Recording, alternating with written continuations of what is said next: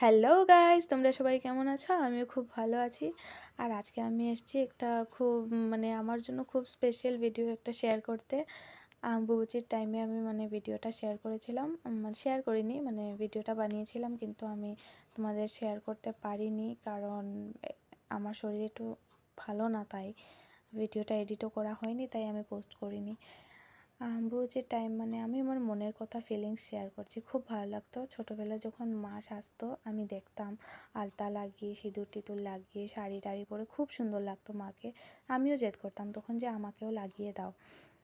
আমিও সাজতাম মার সাথে। আর লাস্ট ইয়ার তো এই সিম্পল ডিজাইনটা আমি লাগালাম, আলতাটা দেখো কীরকম হয়েছে, তোমরা আমাকে জানাবে সবাই। আর লাস্ট ইয়ার তো কথা বলতে বলতে থেমে গেলাম। আমার